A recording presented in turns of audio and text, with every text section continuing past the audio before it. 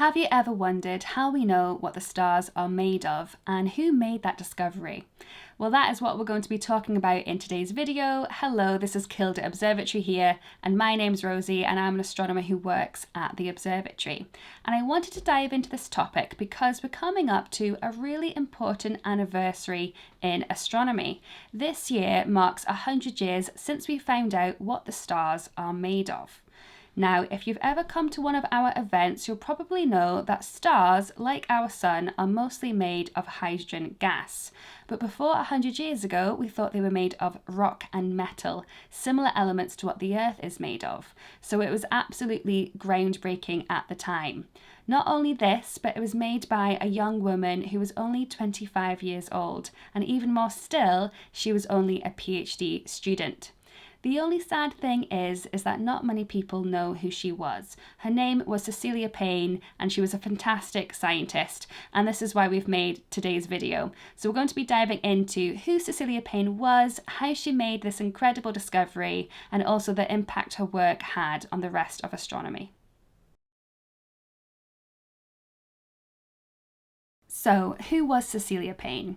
Cecilia Payne was born in England in the year 1900, and even as a young girl, she was shown to be incredibly smart and interested in science. She worked very hard in school, and she was able to get a scholarship to Cambridge in 1919. Now, even though Cambridge weren't offering degrees to women at the time, she was still able to study 3 subjects: botany, which is what she loved, but also physics and chemistry. Now, she managed during her first year to attend a lecture by one Arthur Eddington, who had just come back from an expedition to see a total solar eclipse. During this expedition, he was able to prove Einstein's theory of relativity. This lecture was absolutely inspiring to Cecilia Payne, and she wrote in her autobiography that afterwards she ran back to her dorm and wrote what he said word for word verbatim into her diary, and essentially promised that she would go on to study physics and astronomy. The only problem was that there wasn't many opportunities for women in the UK if they wanted to study astronomy and physics. Luckily, she managed to bump into an American, Harlow Shapley, who was visiting the UK at the time, and he was the director of Harvard Observatory. He mentioned that there was a graduate program opening up very soon.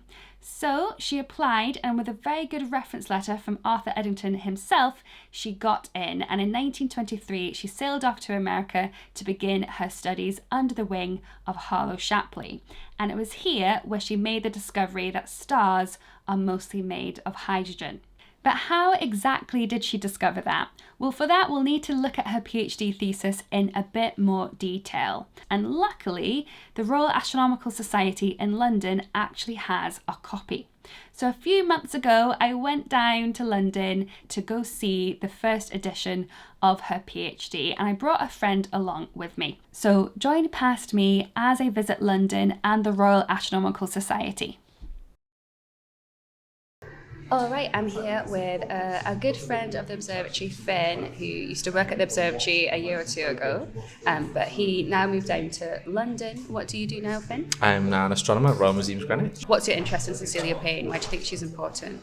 One of the big messages that we get a lot at Greenwich, questions everyone asks about, where did we come from? What's the origin of the stuff in our bodies? One of the lines we always get is that we're made of star stuff, and it was Cecilia Payne who began the kind of research into where does the stuff of the universe come from. So she is the kind of starting gun for the rest of astrophysics and spectroscopy, so it's really, really interesting work. It was her work that made us realize the stars are not made of the same thing that we are made of. It was a real mystery, like, if everything in the universe is made of gas, where did all the cool stuff come from? Where's the iron? Where's the stuff in our bodies?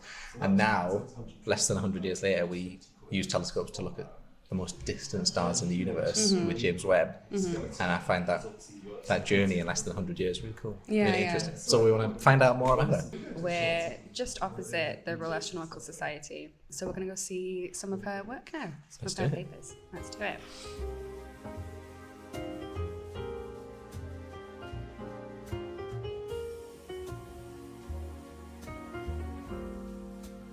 So we're just outside the Royal Astronomical Society in Burlington House.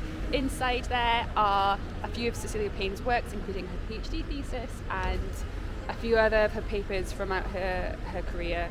So we're going to go see them. Let's have a look. Let's have a look.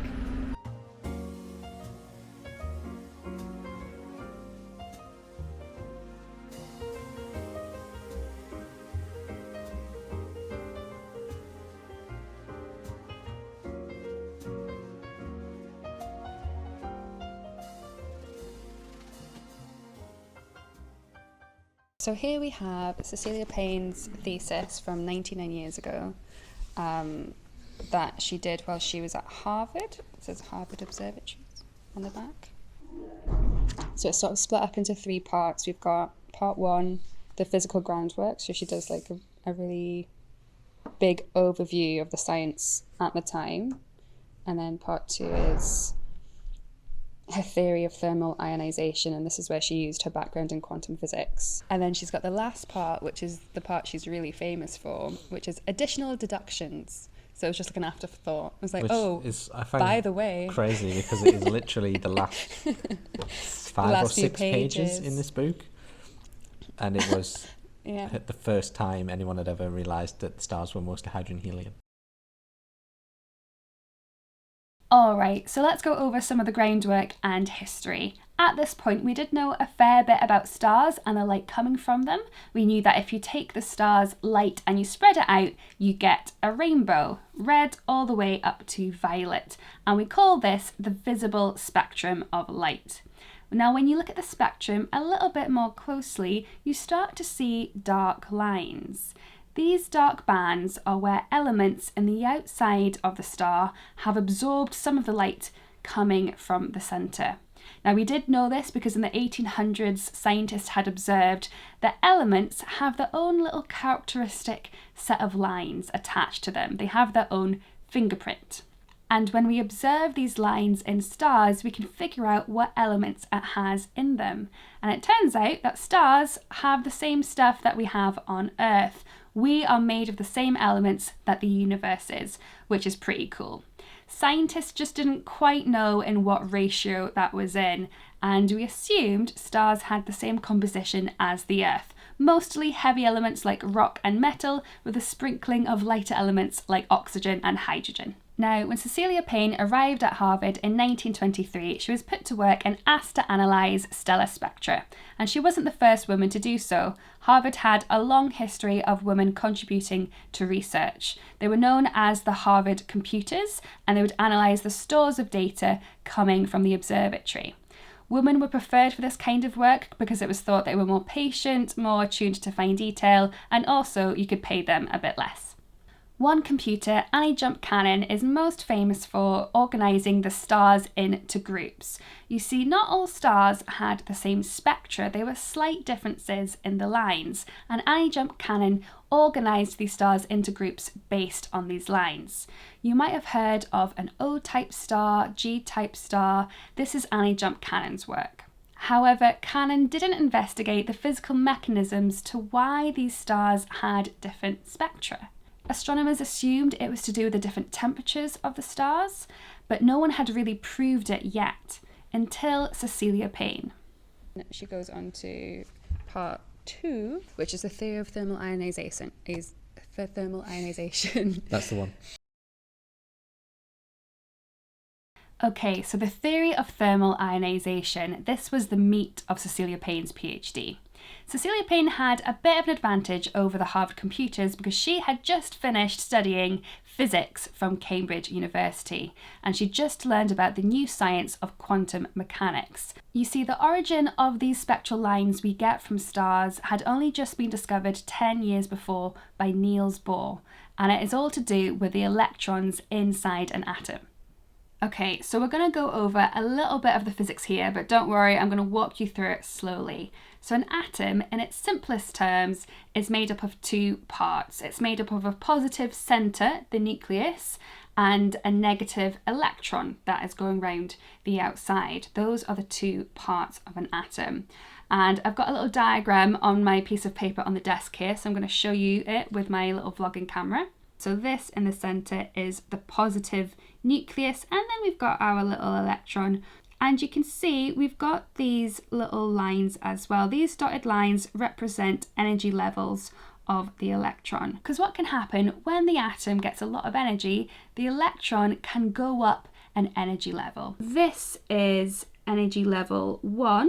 You can put a 1 here. And let's call this energy level 2. When a beam of light from the center of our sun hits an atom on the outside, that electron might go up a level. So let's say we've got a beam of light over here and it's about to hit the atom. It's about to hit the electron. Let's say it's a red beam of light and it hits the electron. Well, the electron gains a little bit of energy and it moves upward to the second energy level. So it's absorbed that red light, and then what we get on Earth when we look at that spectrum, there's a line in the red part of the spectrum that's been absorbed by that atom.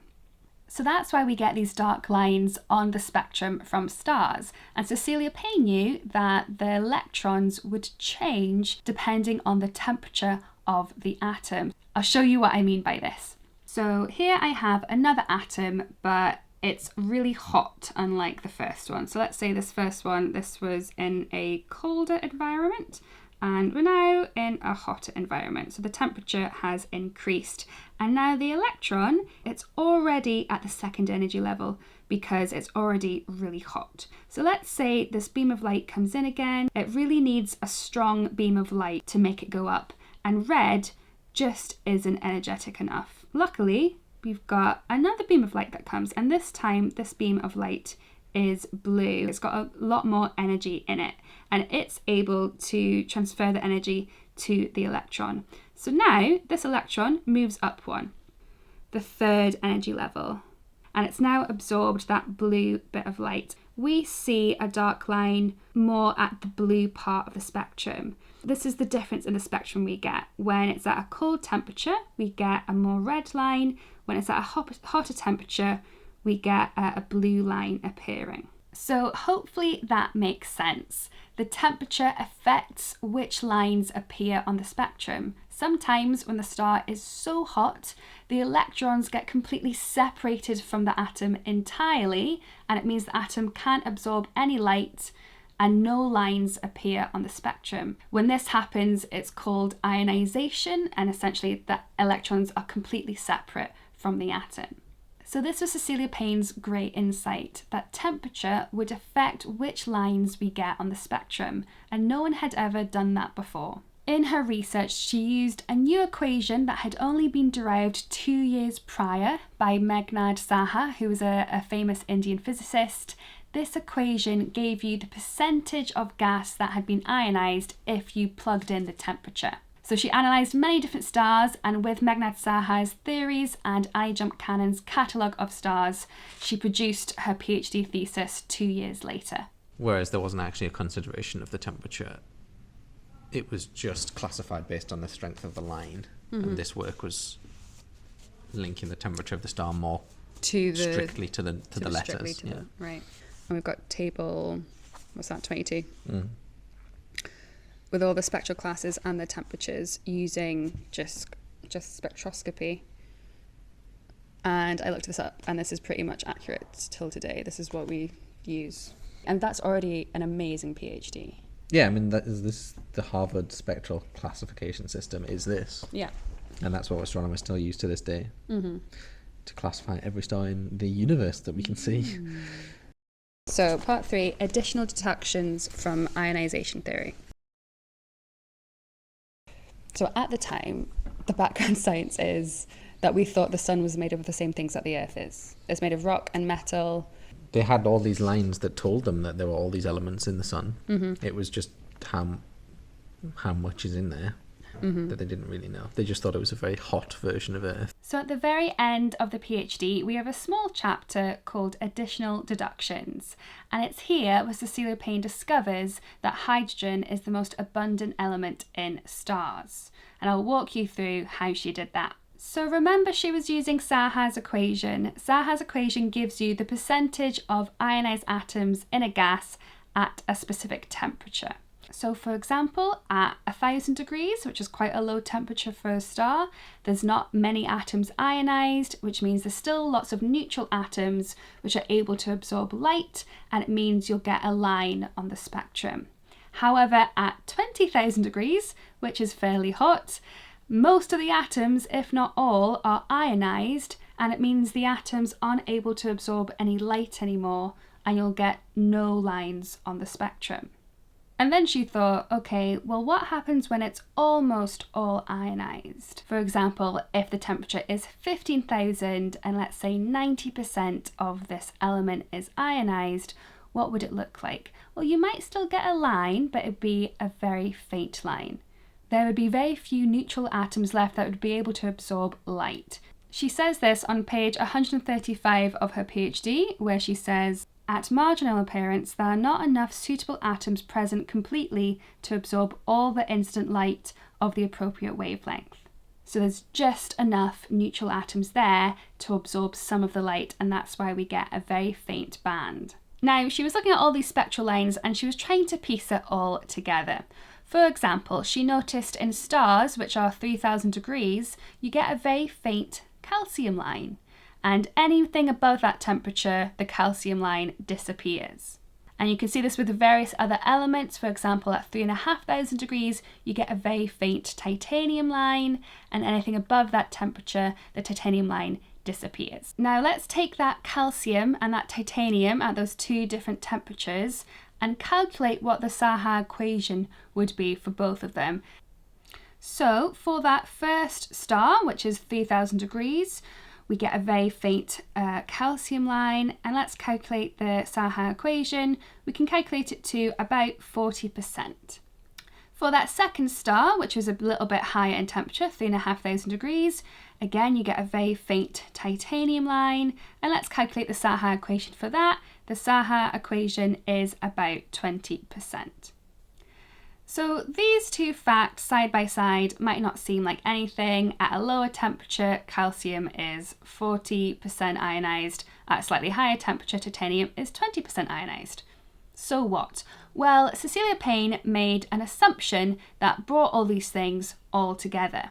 So she uses Saha's equation and she makes an assumption, and she even says here, the third assumption that the same number of atoms is represented at the marginal appearance of a line, wherever the element is by far the most serious. She assumed that the number of neutral atoms to make one of these faint lines has to be the same for each element. So say at 3,000 degrees, there might have been 100 calcium atoms left, and those 100 atoms were able to absorb the light and make that very thin line. Anything less than 100, it wouldn't have made that line. And she assumed the same for each element. So that number, in this example, 100, is going to be the same for each element. Anytime there's less than 100 atoms of that element, we don't see a spectral line. If there's any more than 100, we get a pretty strong line. And with this, we can do something very clever. So let's look at those different temperatures again. So at 3,000 degrees, calcium is 40% ionized. That means 60% will be neutral. 60% will have neutral atoms that will be able to absorb some light. The other star, which is hotter, 3,500 degrees, titanium will be 20% ionized and 80% of it will be neutral. We're assuming that at the specific point where you can only see a very thin line, they've got the same number of atoms. We can now equate these two together. So 60% of the total calcium is equal to 80% of the total titanium. We just need to rearrange this and we can get the ratios. So calcium over titanium is 80 over 60, which is about 4/3. So there's about 1/3 more of calcium than there is titanium in stars on average. So we weren't able to get the exact number or kilogram of that particular element, but we can see the ratios between different ones. And Cecilia Payne did this for every single element, and she found out that hydrogen was way more abundant than anything else. And with that assumption, she's able to rearrange Saha's equation and figure out the fraction of the abundance of each element. Yep. which is, as we were just saying, quite a simple thing to do. And it's reflected in that it is pretty much 5 pages. Yep. It's this much Yeah. of the thesis, and yet it was the first time anyone had actually realised what a star was made of or Yeah. could be made of. So she basically figured out that hydrogen and helium is 1,000,000 times more abundant than all the other elements. And she says here, the preponderance of the lighter elements in stellar atmospheres is a striking aspect of the results. This discovery was revolutionary. The fact that stars were made of gas was completely different to what we thought at the time. Payne then needed to get her PhD reviewed by another astronomer before being published. The famous and established physicist Henry Norris Russell was the one who ended up reviewing her work, and he absolutely loved her PhD. The only thing he didn't like was the bit at the end where she said that stars were made of hydrogen. He thought this was clearly impossible, and if she published it, she would get ridiculed by other astronomers. So to protect her career, she ended up writing a note in her thesis saying that these results were not real and that we'd have to check them again. Professor Russell believes that iron is much more abundant, at least in the sun, than calculated above. So he's just adding his own little notes, his own thoughts in there, which 4 years later he proved himself wrong and ultimately ended up agreeing with this piece of work. So we've got a famous line here. The enormous abundance derived from these elements in the stellar atmosphere is almost certainly not real. So basically she's saying, you know, like, oh, these results probably aren't real, because if she didn't write that, it wouldn't have been published.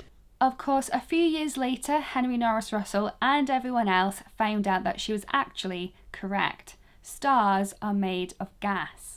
And she was the first person to find that out. It's hard to overstate the impact her discovery had on the rest of astronomy. It completely changed our view of the stars and the universe. Without this, we wouldn't know how stars create their energy using fusion reactions. We wouldn't know how they're born, how they die. The Big Bang Theory all started with this discovery. In terms of the impact it's had on astronomy, I'd put it up there with Copernicus and his discovery that the planets go around the sun and not the Earth.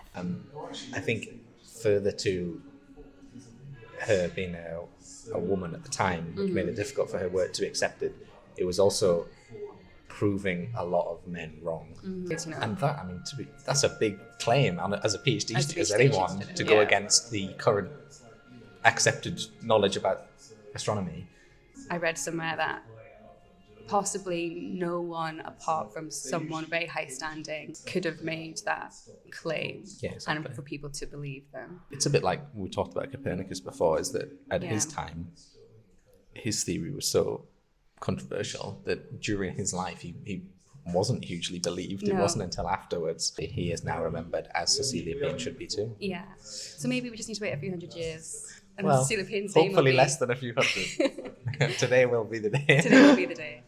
Although she wasn't believed at the time, other astronomers came to appreciate her work later, and in 1960 Otto Struve described her PhD as the most brilliant thesis ever written in astronomy. After her PhD, she continued her research in astronomy, and she had a brilliant career where she went on to become the first woman professor at Harvard and also the chair of the astronomy department. I hope you enjoyed today's video and learning all about Cecilia Payne and her amazing discovery. If you felt like you learned something, please write in the comments to let us know, and maybe share this video so others can learn too. Otherwise, we hope to see you soon at the observatory.